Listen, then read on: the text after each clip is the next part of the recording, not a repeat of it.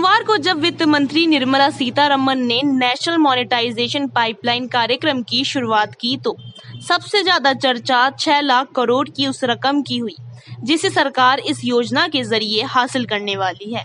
आखिर नरेंद्र मोदी सरकार ऐसा क्या करने वाली है जिससे सरकार को इतनी भारी रकम मिलने जा रही। जैसा कि वित्त मंत्री निर्मला सीतारमण का दावा है कि इस प्रोग्राम से सरकार को 4 साल में यानी कि 2025 तक 6 लाख करोड़ रुपए की आमदनी होगी। केंद्र सरकार घाटे में चल रही सार्वजनिक कंपनियों को बेच रही थी।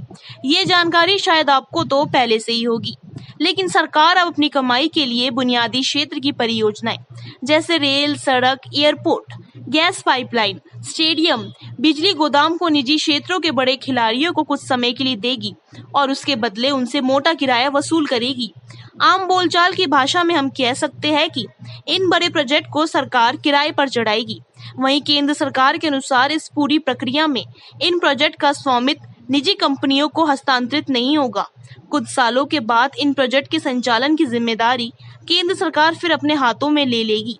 ये समय कितना लंबा होगा ये केंद्र और निजी कंपनियों के बीच समझौते पर तय करेगा। चलिए आपको बताते हैं मोनेटाइजेशन का सीधा मतलब क्या है।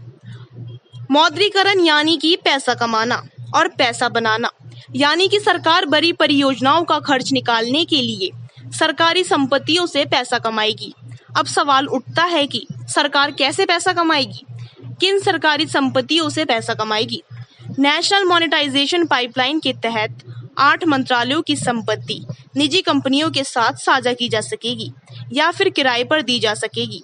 साझा करने का मतलब यह है कि किसी भी प्रोजेक्ट को सरकारी और निजी कंपनी मिलकर विकसित करेगी और चलाएगी, जबकि किराए पर दिए जाने का अर्थ यह है कि पूरा प्रोजेक्ट ही निजी कंपनियों को दिया जाएगा और सरकार इन कंपनियों से इसके एवज में पैसे लेगी।